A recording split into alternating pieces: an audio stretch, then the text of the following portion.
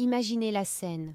Vous vous réveillez un beau matin de printemps, le soleil brille, vous marchez vers votre potager avec le sourire, et là, c'est le drame. Les magnifiques petites fleurs blanches de vos fraisiers ont un cœur noirci. Elles sont mortes, foudroyées par le gel nocturne.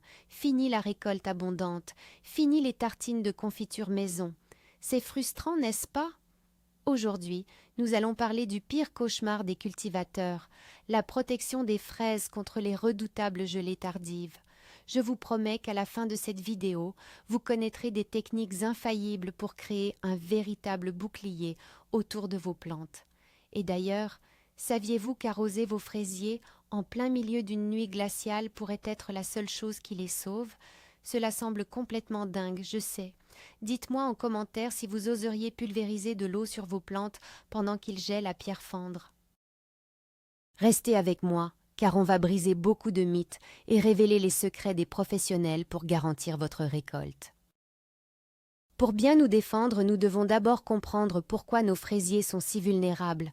Le fraisier est une plante fantastique, très rustique en hiver quand il est en repos végétatif.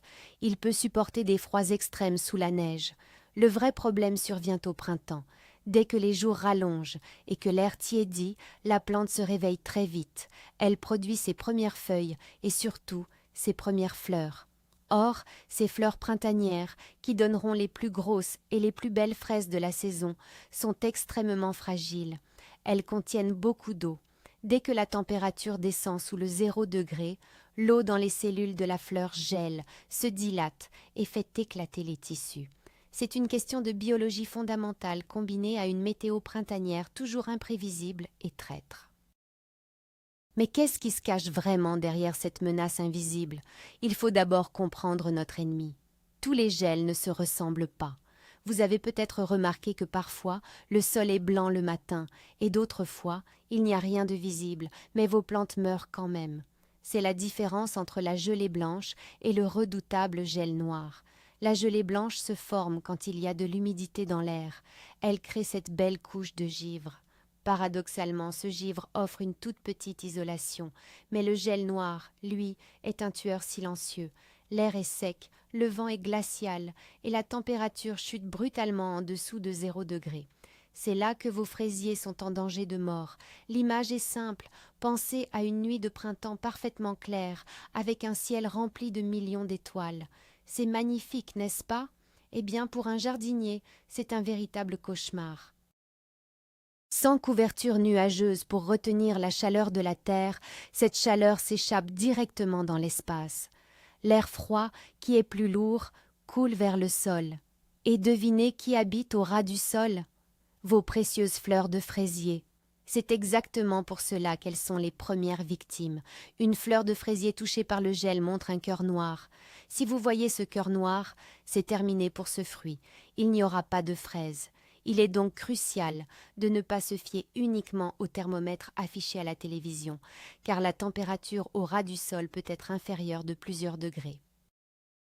Alors, comment dresser un bouclier entre nos plantes et cet air glacial? La première ligne de défense, et probablement la plus populaire, c'est le voile d'hivernage. Mais attention, beaucoup de gens font une erreur fatale ici. Il y a un mythe tenace qui dit que n'importe quel plastique fera l'affaire pour couvrir les plantes. C'est totalement faux. Si vous mettez une bâche en plastique transparent sur vos fraisiers, vous allez créer de la condensation. La nuit, cette condensation va geler et toucher directement les feuilles et les fleurs. C'est la catastrophe assurée. Ce qu'il vous faut, c'est un tissu respirant. Le voile d'hivernage est parfait car il laisse passer l'air et un peu d'humidité, tout en retenant la chaleur qui remonte de la terre. Pensez à une petite tente de camping. L'idéal est de créer de petits arceaux au-dessus de vos fraisiers. Vous posez le voile sur ces arceaux, sans qu'ils ne touchent directement les plantes. Vous venez de créer un mini microclimat où la température peut être supérieure de 2 à 4 degrés par rapport à l'extérieur. Et croyez-moi, à ce stade, chaque degré compte pour sauver vos futurs fruits. N'oubliez pas de bien fixer les bords au sol avec des pierres ou de la terre. Le vent froid ne doit pas pouvoir s'infiltrer sous votre petite tente protectrice. C'est une méthode simple, peu coûteuse, mais qui demande un peu d'installation avant que la nuit ne tombe et que le froid ne s'installe. Passons maintenant à une méthode ancestrale et entièrement naturelle, le paillage. Mais là encore, il faut savoir l'utiliser intelligemment pour ne pas obtenir l'effet inverse. Le paillage consiste à recouvrir le sol autour de vos plants avec de la matière organique, comme de la paille bien sèche. L'idée est de créer un manteau isolant. Une belle épaisseur de paille, c'est comme une grosse couette en duvet pour vos fraisiers. Elle empêche le froid de pénétrer dans le sol et protège les racines. Mais voici le piège que beaucoup ignorent. La journée, le sol a besoin d'emmagasiner la chaleur du soleil. Si votre paillis est trop épais et couvre toute la plante pendant la journée, le soleil ne chauffera pas la terre. Du coup, la nuit, la terre n'aura aucune chaleur à restituer. La technique parfaite demande un peu de gymnastique. La journée, quand il fait beau, écartez légèrement le paillage pour que les rayons du soleil réchauffent la terre noire. Puis, en fin d'après-midi, avant que la température ne chute, ramenez la paille autour et même légèrement sur les plants pour emprisonner cette chaleur accumulée. C'est un travail quotidien pendant la période critique des gelées printanières. Pensez-y comme si vous bordiez vos enfants dans leur lit chaque soir. C'est un effort supplémentaire, oui, mais quand vous mordrez dans une fraise sucrée en juin, vous saurez que ce petit rituel nocturne valait largement chaque minute de votre temps. Maintenant, préparez-vous, car nous allons parler de la méthode la plus contre-intuitive et la plus surprenante qui soit. Et si je vous disais que pour protéger vos fraises du gel, il faut les arroser et les recouvrir de glace? Cela semble complètement fou, n'est-ce pas? C'est pourtant une technique très sérieuse utilisée par les professionnels, appelée l'aspersion. L'idée est de pulvériser de l'eau en fine pluie sur les fraisiers juste au moment où la température descend en dessous de 0. En gelant, l'eau libère ce que les scientifiques appellent de la chaleur latente. C'est un phénomène physique fascinant. Le passage de l'état liquide à l'état solide dégage une infime quantité de chaleur. Cette chaleur va maintenir l'intérieur de la coque de glace exactement à 0 degré.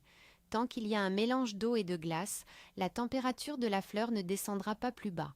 La glace agit comme un igloo protecteur pour les Inuits. L'air extérieur peut être à moins 5 degrés, la fleur à l'intérieur de son cocon de glace reste saine et sauve. Bien sûr, pour que cela fonctionne, l'arrosage doit être continu tout au long de la nuit, sans aucune interruption, jusqu'à ce que le soleil se lève et que la glace fonde naturellement. Si vous arrêtez l'eau trop tôt, c'est la mort immédiate de la plante. C'est une technique audacieuse, souvent réservée à ceux qui ont un système d'irrigation automatique, mais elle démystifie totalement la peur de la glace au jardin. Et si l'on attaquait le problème sous un autre angle, en apportant directement de la chaleur dans notre potager? Vous avez sûrement déjà vu ces images spectaculaires de vignobles ou de vergers illuminés par des centaines de feux au milieu de la nuit. Ces braseros et bougies anti-gel sont magnifiques, mais comment adapter cela à notre échelle pour nos simples rangées de fraisiers? Il existe des astuces de grand-mère très ingénieuses. Par exemple, si vos fraisiers sont sous un petit tunnel ou dans une serre, vous pouvez utiliser la technique du pot en terre cuite. L'idée est de placer une simple grosse bougie chauffe-plat sur le sol et de la recouvrir avec un pot de fleurs en terre cuite retourné. Attention, laissez passer un peu d'air pour que la flamme ne s'étouffe pas. Le pot va emmagasiner la douce chaleur de la bougie et la rayonner doucement tout autour de lui, comme un petit radiateur en céramique. Une autre variante ancienne consiste à créer de la fumée. Pas un grand feu de joie, mais un feu couvant avec des herbes humides. La fumée épaisse crée un plafond artificiel au-dessus du jardin, empêchant la chaleur du sol de s'échapper vers les étoiles. C'est exactement le même principe qu'une nuit nuageuse. Bien évidemment, ces techniques demandent une grande prudence pour éviter tout risque d'incendie, mais elles démontrent à quel point l'ingéniosité des jardiniers est sans limite quand il s'agit de sauver leurs précieuses récoltes. Mais la protection de vos fraisiers ne commence pas la veille d'une nuit glaciale. En fait, la bataille se gagne souvent plusieurs mois à l'avance, au moment même de la plantation. Parlons de l'importance cruciale de l'emplacement et des microclimats dans votre jardin. L'air froid se comporte exactement comme de l'eau. Il coule le long des pentes et s'accumule dans les creux, formant ce qu'on appelle des poches de gel. Si vous plantez vos fraisiers dans la partie la plus basse de votre terrain, vous les condamnez presque à coup sûr en cas de gelée tardive. La solution? Observez votre terrain. Pensez à l'exemple d'un mur en pierre ou en briques orienté plein sud. Pendant la journée, ce mur absorbe la chaleur du soleil. La nuit, il restitue lentement cette chaleur. Planter vos fraisiers près d'une telle masse thermique peut créer une zone où la température reste supérieure de 1 ou 2 degrés par rapport au reste du jardin. C'est parfois tout ce qu'il faut pour éviter la catastrophe. De même, privilégiez les planches de culture surélevées. La terre y sèche et se réchauffe plus vite au printemps, et l'air froid a tendance à glisser le long des parois vers les allées plus basses. Choisir le bon endroit, c'est utiliser la topographie et l'architecture naturelle de votre espace comme premier bouclier. Une observation attentive de la circulation de l'air et de l'ensoleillement est votre meilleur allié préventif. Il y a un autre secret, invisible à l'œil nu, qui se cache à l'intérieur même de la plante. C'est son système de défense interne, son propre liquide de refroidissement, ou plutôt son antigel naturel. Et cela passe par une nutrition stratégique. Beaucoup de jardiniers font l'erreur de donner beaucoup d'azote à leurs fraisiers dès les premiers beaux jours du printemps, pour les voir grandir vite.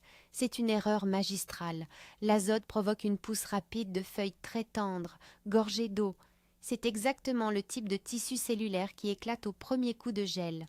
Pour rendre vos fraisiers résistants, vous devez miser sur le potassium. Le potassium renforce les parois cellulaires de la plante. Pensez à une cellule végétale comme à un petit ballon rempli d'eau. Quand l'eau gèle, elle se dilate et fait éclater le ballon. Le potassium rend la paroi de ce ballon beaucoup plus épaisse et élastique. Un apport en cendre de bois, par exemple, qui est riche en potasse, appliqué des semaines avant la période de risque, va endurcir vos plantes. Une plante bien nourrie et trapue supportera des températures négatives bien mieux qu'une plante chétive ou poussée artificiellement par des engrais azotés. C'est l'illustration parfaite qu'un bon jardinier ne se contente pas de soigner les symptômes avec des couvertures. Il prépare l'organisme de la plante à combattre le froid de l'intérieur. Enfin, le dernier rempart contre le gel n'est pas matériel, c'est votre propre vigilance.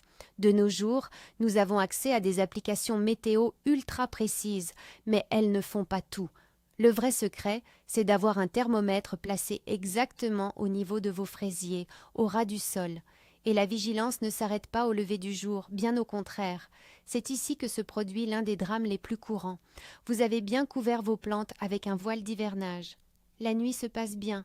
Le lendemain matin, le soleil se lève, il fait beau, vous partez au travail et vous laissez le voile en place. C'est le piège mortel. Sous ce voile, avec les rayons directs du soleil, la température va grimper en flèche. L'humidité accumulée pendant la nuit va se transformer en vapeur chaude. Vos fraisiers ne vont plus geler, ils vont littéralement cuire à l'étouffer. C'est le fameux effet de serre qui devient hors de contrôle.